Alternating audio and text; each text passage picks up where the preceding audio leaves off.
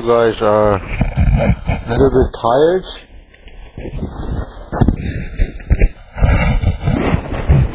Little bit tired about my lecture style, so I decided to change the type of lecture style, using more vivid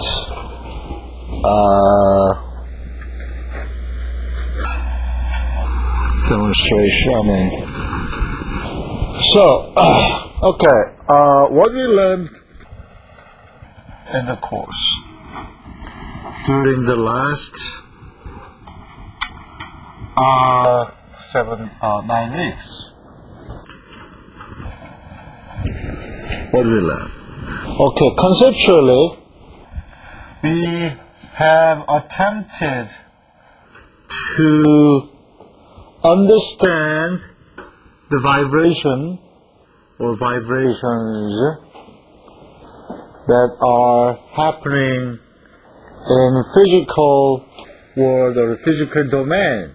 Means that vibration of cars, vibration of aircraft, the vibration of, for example, cell phone or handphone in your terminology, or vibration of heart, or anything that vibrates. To understand what's really going on over here, we use the mathematical model. The reason why we use that is because mathematical expression is somehow free of making errors, because that is very logical. Okay. So we call this bridge, bridge that connects between this territory and this territory, we call it analysis problem. Okay. But our objective is not just to do the analysis. Why we do the analysis? Because we are engineers, we want to make something very good for a human being. Or maybe sometimes you want to make something very good for my pet.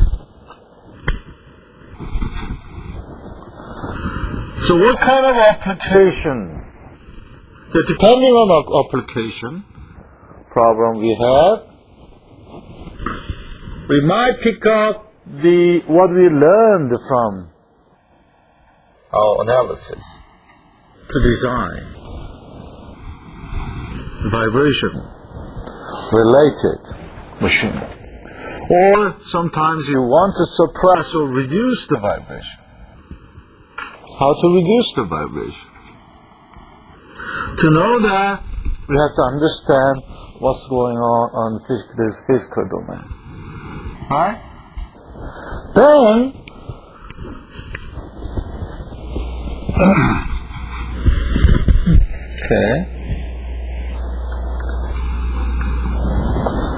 Okay. Now how to do it? Basic principle is start with the simplest case. Reason? We always start with the simplest case. Right? And also because what we are handling at this lecture is the linear problem. Again, linear problem means that principle of superposition holds. So, if we understand the physics that is happening in simplistic case, and if we just add on the concept we learned from the simplistic case, then we can understand what will be going on complicated case. So we start with the single degree of freedom vibratory system. Okay? And denoting the mass is m. Okay? Isn't it wonderful I can write on computer?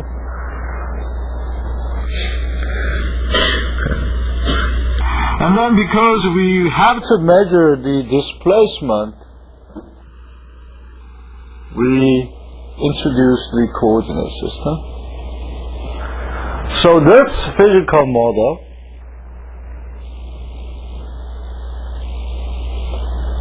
is expressed by this mathematical model. Okay? This is what we handled in chapter 1 and chapter 2. And now everybody, not everybody, frankly speaking, knows how to solve this constant coefficient to linear differential equation. And I assume that most of our brilliant students were brave enough to forgetting what you learned when you were in the freshman course. We reviewed the mathematical procedure to solve this problem, saying that the solution will be composed by homogeneous solution and a particular solution, and so on and so on. And also we introduced the way to solve this problem in frequency domain. So in this case we assume that f equal some complex amplitude f exponential j omega t, something like that, right? So we introduced three or four ways to interpret or to get the solution of this equation. And then we examine the solution, for example, in graphical domain, right? How the displacement is associated with excitation force. And we found that it has this kind of behavior.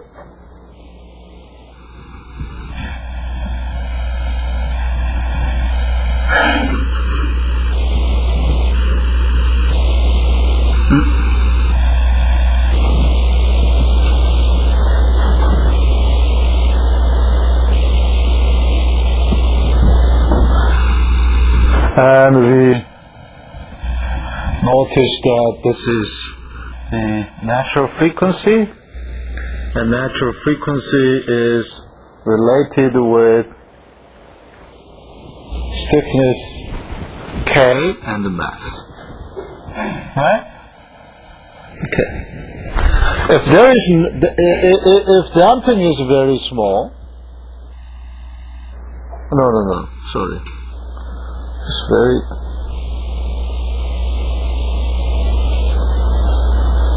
okay.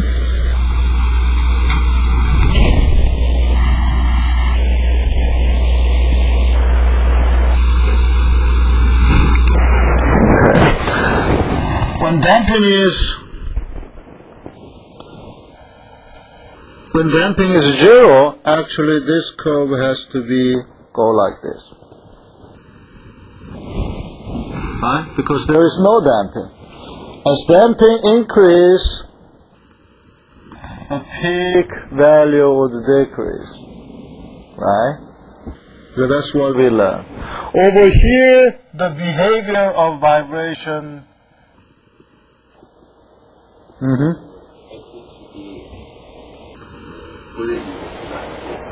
Yeah, it has to be omega. Okay. So in this region, meaning that when the frequency is well above the natural frequency, the behavior of vibration is pretty dominated by what? Pretty much dominated by M or K.